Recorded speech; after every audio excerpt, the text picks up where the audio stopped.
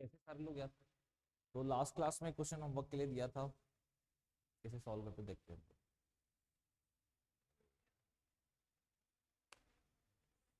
ठीक है ना, तो ये वीडियो हमारा लास्ट वीडियो है यार, इसमें एक क्वेश्चन और करेंगे। ठीक है ना, जिसमें रैंडम वेरिएबल वाला कंसेप्ट आपका काम आएगा। ठीक है ना, उसको देखेंगे, समझते हैं क्या होता है वो। पहले इस क्वेश्चन की बात करते हैं हम लोग। क्वेश्चन ने बोला कि in a test examinee either guesses or copies or knows. ठीक है, मतलब कि जो पेपर दे रहा है बंदा, वो चाहे तो एमसीक्यू पैटर्न की बात हो रही। ठीक है, चाहे तो आंसर गेस करता है, कॉपी करता है, या फिर उसको आंसर पता होगा। तो हमारे पास तीन केसेस बनेंगे। Event one is for what, guess करना। Event two is for what, copy करना, कॉपी करना। Event three is for what, know answer, knowing the answer, मतलब उसको आंसर पता है। चलो आगे की कहानी क्या बोला है उसने। The knows the answers for a MCQ having four choices of which exactly one is correct।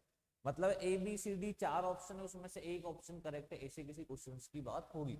The probability that he makes a guess, अगर वो गेस करता है बेटा तो उसकी प्रोबेबिलिटी कितनी होती है। प्रोबेबिलिटी उसकी होती है 1/3। That is probability of event one is what 1/3।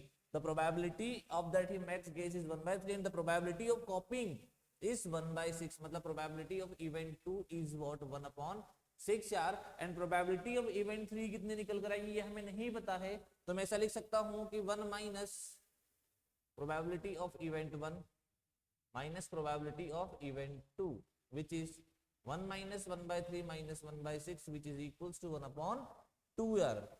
चले क्लियर इतना। तो इवेंट थ्री की प्रोबेबिलिटी जो निकल कर आएगी वो मेरी 1/2 निकल कर आएगी।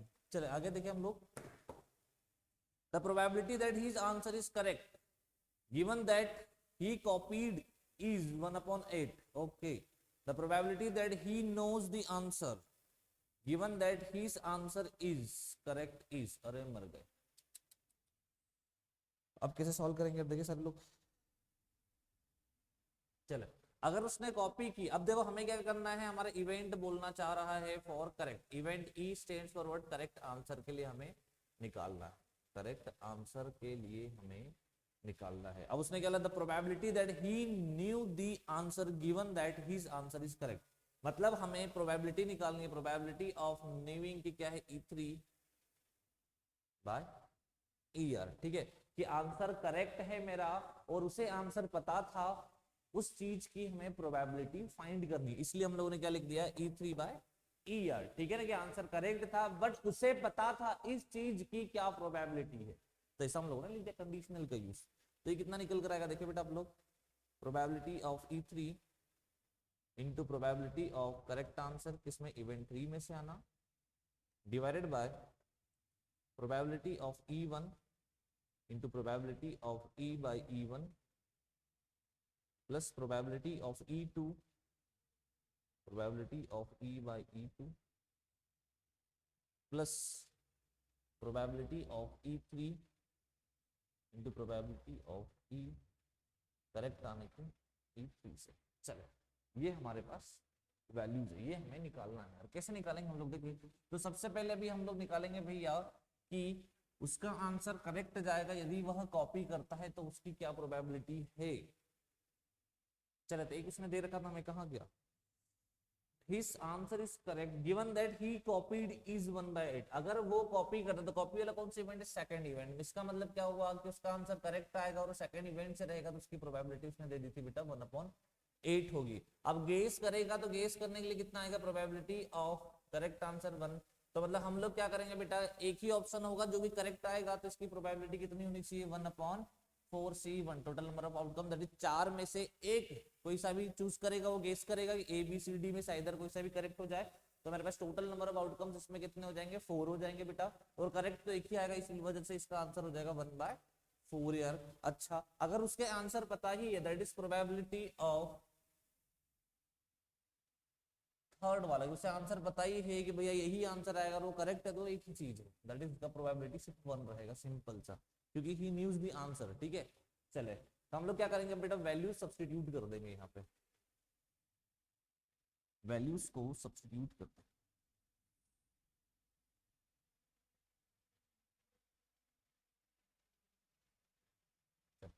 वैल्यू सब्स्टिट्यूट कर देंगे कितना निकलेगा, देखो प्रोबेबिलिटी ऑफ, हाँ जी E3 PE3 कितना आया था मेरा 1/2 into 1 divided by 1/3 into 1/4 plus 1/2 into 1/6 plus 1/2 into 1। यार इसको सिंप्लीफाई करेंगे तो कितना लिखा दिखेगा 1/2, इधर कितना निकल कर आ जाएगा 1/12 प्लस 1/48 प्लस 1/2। सिंप्लीफाई करेंगे कितना निकलेगा 1/2 into 48 divided by 4 plus 1 plus 24। चलते कितना हो गया 24 से कैंसिल आउट होगा मेरा, तो 24 डिवाइडेड बाय 29, ये मेरा इसका आंसर निकल कर आ जाएगा। क्लियर इतना सबको यार? तो मैनली बेस थ्योरम का मतलब ये था क्वेश्चन क्या पूछना चाह रहा है उसे हमें लिखना आना चाहिए, बस इतनी चीज आपको क्लियर होनी चाहिए। चलो इसी के साथ एक क्वेश्चन और है आप लोगों के लिए, आप लोग सॉल्व करें, वो बेस थ्योरम का नहीं है, ठीक है ना, it is based on what random variable experiment है, ठीक है ना। उसमें क्या होता है देखते हैं हम लोग।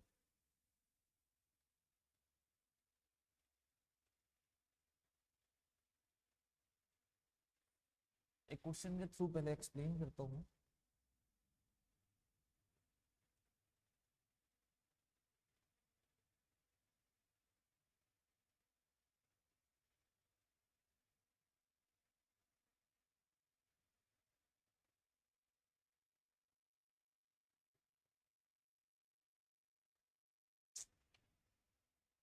एक क्वेश्चन के through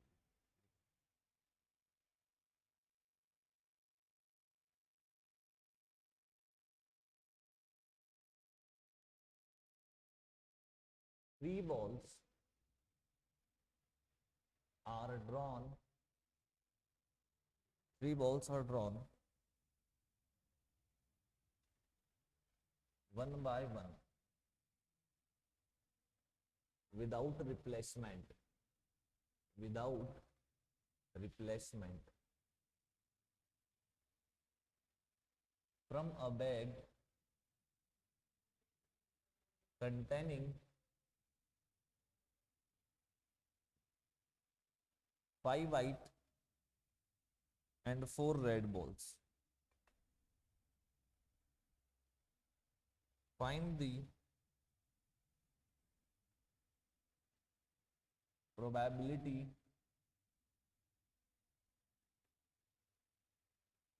distribution and the probability distribution of the number of red balls drawn। चले इस क्वेश्चन को आप लोग सॉल्व करो। पहले क्वेश्चन को रीड आउट करें, समझे क्या बोलना चाहा है।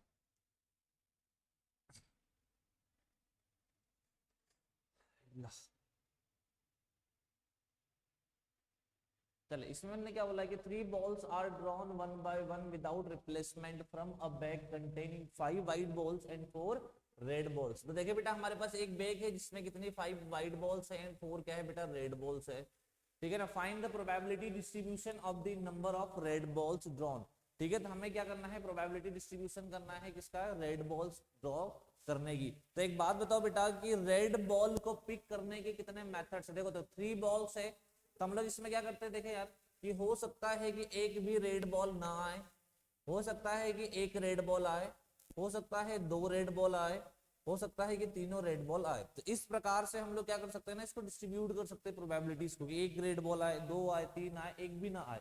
क्लियर इतना सबको? तो हम लोग क्या करते हैं यार कि मुझे कितनी बॉल्स को ड्रॉ करनी, देखे तो 3 बॉल्स को ड्रॉ करनी, that is B1 B2 and B3। तो हो सकता है कि एक भी रेड बॉल ना आए, तो एक भी रेड बॉल नहीं आए तो इसका मतलब क्या हुआ बेटा, हम लोग देखें इसके लिए एक भी रेड बॉल नहीं आएगी मतलब तीनों की तीनों क्या हो जाएगी, मेरी व्हाइट बॉल हो जाएगी। तो हम लोग क्या लिखेंगे इसके लिए बेटा, देखें 5C3 डिवाइडेड बाय 9C3 यार। क्लियर इतना सबको?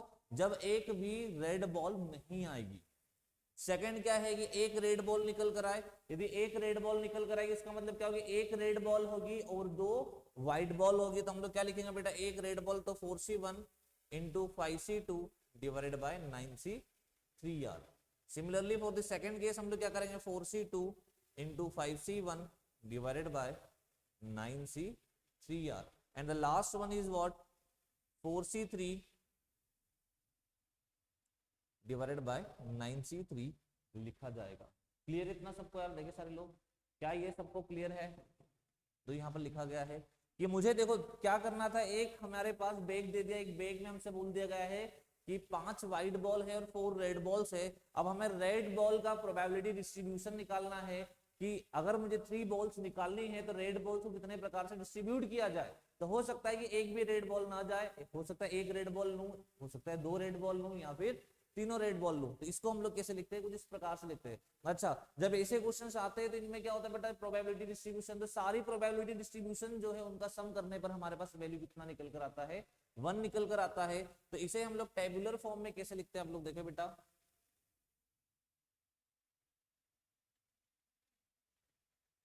देखें कि अगर हमें रेड बॉल पिक करनी है तो हम लोग सिंपल से कुछ इस प्रकार से लिखते हैं। इधर डिस्ट्रीब्यूशन लिखा जाता है दैट इज x, और इधर इसकी probability that is p of x, 0 1 2 and 3। देखें तो p ऑफ 0 कितना निकल कर आया है, p ऑफ 0 हमारे पास निकल कर आया 5C3 बाई 9C3। तो कितना हो जाएगा, देखिए आप लोग 543 डिवाइडेड बाय 976 यार, 978 यार। क्लियर? इसको सिंप्लीफाई करेंगे तो कितना जाएगा, 3 टाइम्स, ये गया 2 टाइम्स, यहाँ पे 9C3 को 9C3 ही आप लोग रहने दीजिए, ठीक है ना। कितना हो जाएगा 5C3, देखिए तो 5C3 by 9C3। Next one is what, 4C1 into 5C2 by 9C3। उसके बाद कितना लिखा जाएगा, 4C2 5C1 divided by 9C3 and next one is what, 4C3 and 9C3 divided by. Clear इतना? अगर आपको सबको याद हो बेटा, एक चीज बताओ कि अगर हम लोगों ने एक चीज और क्या लिखी, प्रोबेबिलिटी ऑफ xi, क्लियर है, i इक्वल्स टू 1 से लेकर n जितनी भी डिस्ट्रीब्यूट हो रहा है इसका वैल्यू कितना निकल कर आता है, हमेशा 1। दैट मींस इन सबको जोड़ूंगा तो p of 0 plus p of 1 plus p of 2 plus p of 3 is always equals to कितना निकल कर आता है, 1। ये हमें पता होना चाहिए यार। क्लियर इतना सबको? इसके बारे में अभी थोड़ी देर में नोट डाउन करा के एक्सप्लेन करता हूँ। तो चेक करते हैं हम लोग कि जो हमने डिस्ट्रीब्यूट की है क्या उसका सही में एडिशन 1 निकल कर आ रहा है क्या। देखिए हम लोग बेटा, तो हम लोग क्या लिख सकते हैं, 5C3 divided by 9C3 into 4 में से एक भी बॉल नहीं ली, plus 5C2 into 4C1 divided by 9C3 plus 5C1 into 4C2 divided by 9C3 plus 4C3 into 5C0 divided by 9C3 यार।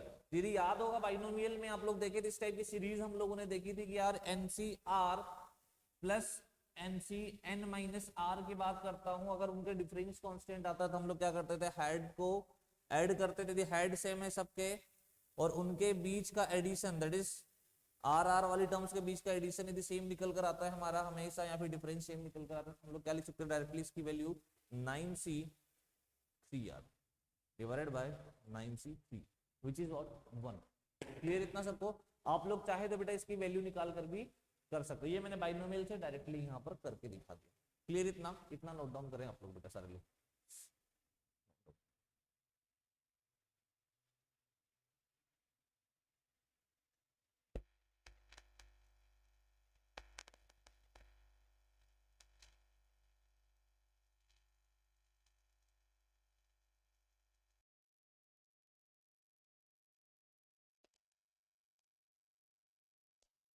चले यार, ठीक है।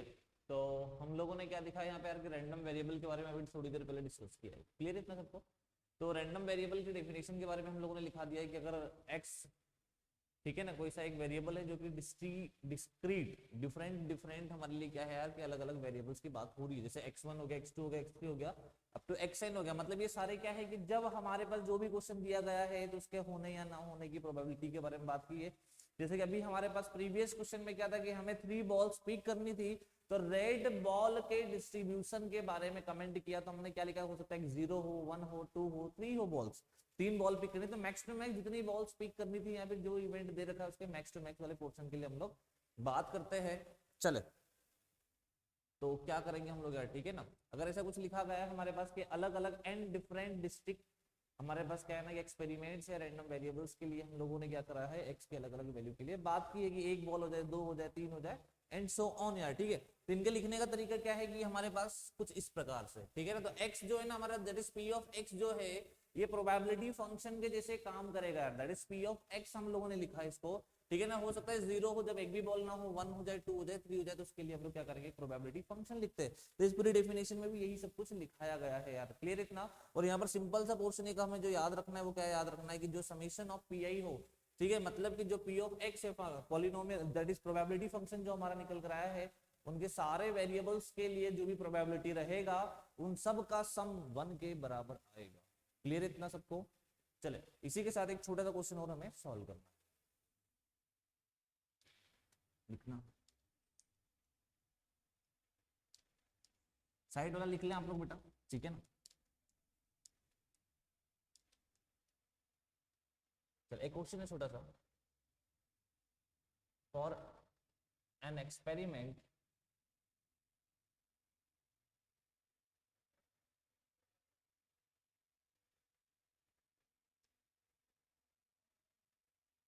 for an experiment we have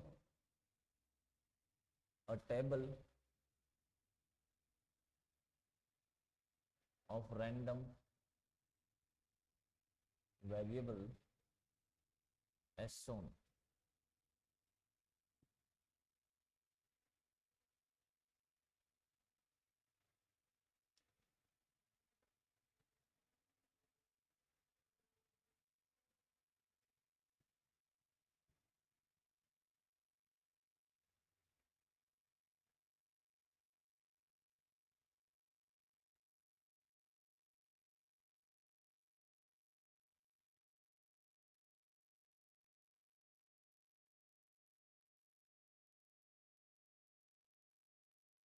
ठीक है ना, कुछ इस प्रकार से दे रखी है, देन फाइंड।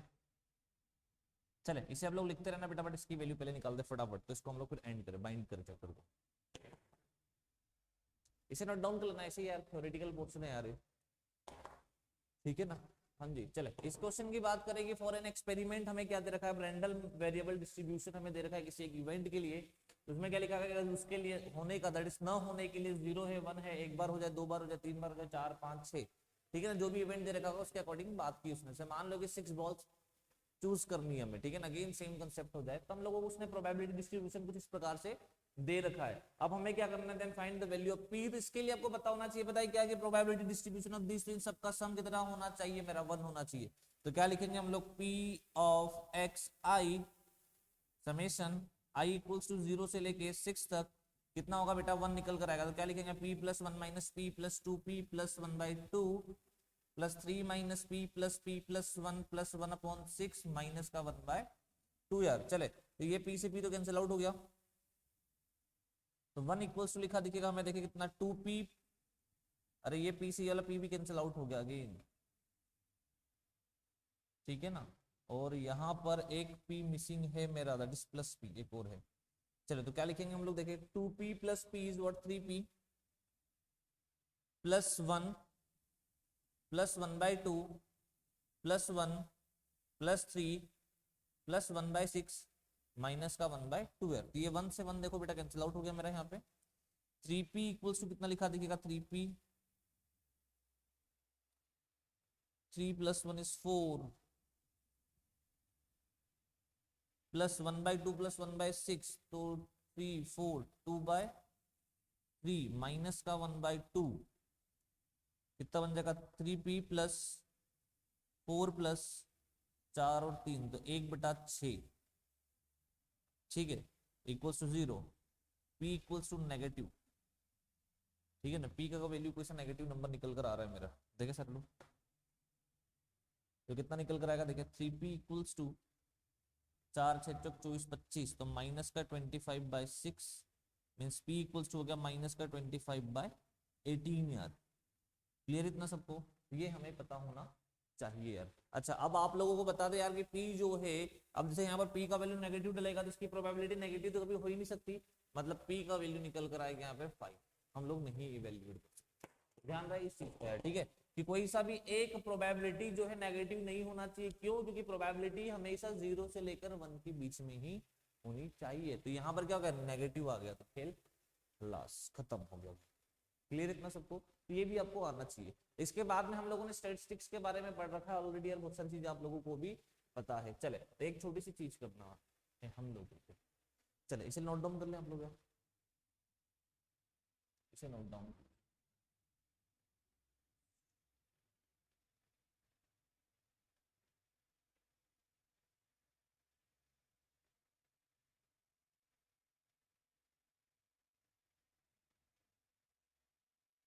चलो, तो आप लोगों ने सबने मीन के बारे में सुन रखा है, ठीक है ना, मीन के बारे में सुन रखा है, ठीक है। तो मीन हमारे पास अगर मान लो कि अलग अलग फ्रीक्वेंसी के साथ डिस्ट्रीब्यूशन की बात करता हूं मैं, तो हम लोग क्या लिखते हैं, देखो याद करो, ये एक्स आई हो जाए, ये एफ आई हो जाए, इधर जो भी दिखा है फ्रीक्वेंसी, और हम लोग क्या लिखते थे, mean x i f i divided by summation of f i r, i equals to 1 से लेकर एन, आई इक्वल्स टू 1 से लेकर एन होता था। क्लियर इतना? अब यहाँ पर प्रोबेबिलिटी डिस्ट्रीब्यूशन की बात करेंगे तो यहाँ पर एफ आई की जगह पे क्या लिखा जाएगा बेटा, देखो summation of x i into p i r divided by कितना लिखा जाएगा, summation of i equals to 1 से लेकर एन पी आई। हमें सबको पता कि समेशन ऑफ पी आई की वैल्यू तो 1 होगी, निकल कर आएगी। क्लियर इतना? अब देखो मान लो यदि हमारे पास n एक्सपेरिमेंट हो रहे हैं बेटा, ठीक है, और p जो है उसके सक्सेस का रेट है, p is of rate of success, कितना एक्सपेरिमेंट है, n एक्सपेरिमेंट है, ठीक है ना। तो हमें एक छोटा सा फॉर्मूला भी आपको याद रखना है, यदि मीन की बात करता है प्रोबेबिलिटी के केस में यार, तो मीन का सिंबल होता है म्यू, विच इज लिखा जाता है एनपीआर। क्लियर है सबको इतना? ये भी सिंबल्स याद रखे आप लोग। मीन का वैल्यू जो होता है बेटा एनपी, एंड स्टैंडर्ड डेविएशन बेटा हम लोग लिखते हैं इसको किससे, एसडी से, स्टैंडर्ड डेविएशन बराबर under root of sigma square, ठीक है ना, and sigma is nothing but what, variance होता है। ये आपको इसलिए पता होना चाहिए यार, और बेहतर तरीके से आप लोग जब हम लोग स्टैटिस्टिक्स देख रहे होंगे तब और देखेंगे। चले, तो यहां से आपको कुछ कुछ चीजें याद रखना, that is mean equals to होता है एनपी, और सिग्मा स्क्वायर इक्वल्स टू होता है n p q, means standard deviation बराबर होता है under root of n p q. ये आपको ऐसे याद रखना है, जहां पर पी क्या है, सक्सेस, क्यू क्या है, फेल्योर की प्रोबेबिलिटी है। क्लियर इतना? सिग्मा क्या है मेरा, वेरिएंस है, ध्यान रहे इन चीजों का आपके। क्लियर इतना सबको? Sigma is for what, variance, sorry sigma square is variance, sorry, ठीक है ना ये,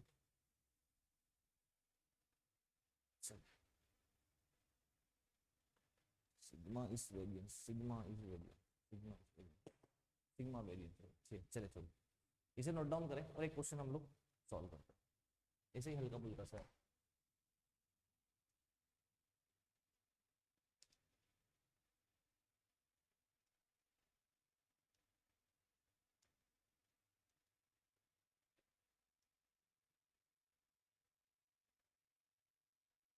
question, if mean of 10 experiments is 5 by 2, then find पहला probability of success। चलो तो क्या करेंगे हम लोग, सिंपल सा सवाल दे देंगे। मीन की बात की है तो मीन तो म्यू बराबर एनपी होता है, हमें पता होना चाहिए। N is what, total number of experiment, तो म्यू की वैल्यू कितनी है, 5/2 बराबर कितना हो गया, 10 इंटू पी, ये निकल कर आ जाएगा पी बराबर 1/4 है, ये हमारे पास आ गया है। क्लियर है? दैट इज पी का वैल्यू आ गया 1/4। अब कई बार इसको इसमें बाइनोमियल डिस्ट्रीब्यूशन में आपको यूज करा लेगा, कैसे कि किसी भी इवेंट में 4 सक्सेस होने, ठीक है ना, 4 सक्सेस होने की प्रोबेबिलिटी क्या होगी, ठीक है ना, फाइंड प्रोबेबिलिटी फॉर 4 सक्सेस। हम लोग क्या लिखेंगे सिंपल सा, अगर याद हो सबको तो हम लोगों ने क्या लिखे थे, total number of event 10 C4 P की पावर 4 Q की पावर 10 माइनस 4, तो कितना लिखा जाएगा बेटा 10C4 into 1/4 to the whole power 4 into 3/4 to the whole power 6 यार। तो इस प्रकार से इसके कुछ कुछ क्वेश्चन भी बनते हैं, तो हम लोग देखें यार सारे लोग, ये याद होना चाहिए आपको लास्ट तक यार। चले एग्जाम में मेंस भी डायरेक्टली क्वेश्चंस कई बार आते हैं यार इस पे। चले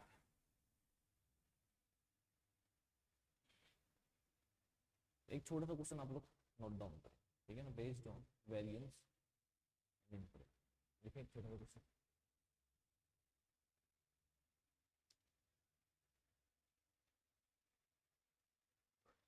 a pair of dice a pair of dice is thrown 5 times. If getting a doublet is considered as success, find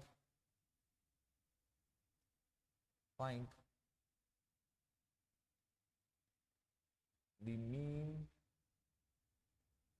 and variance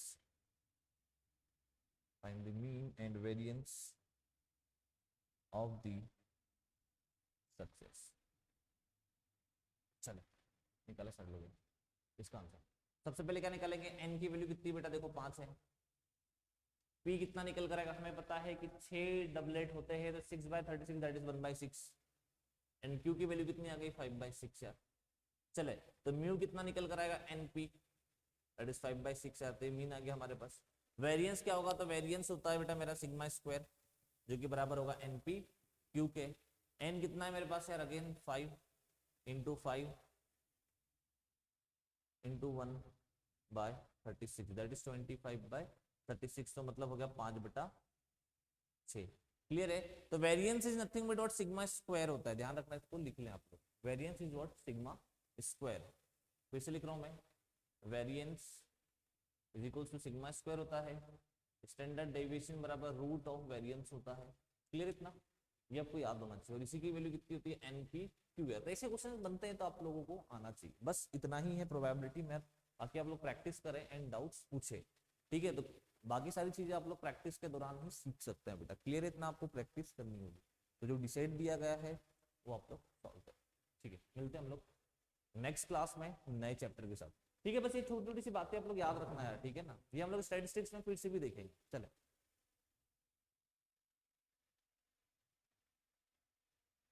note down कर लें जैसे आप लोग।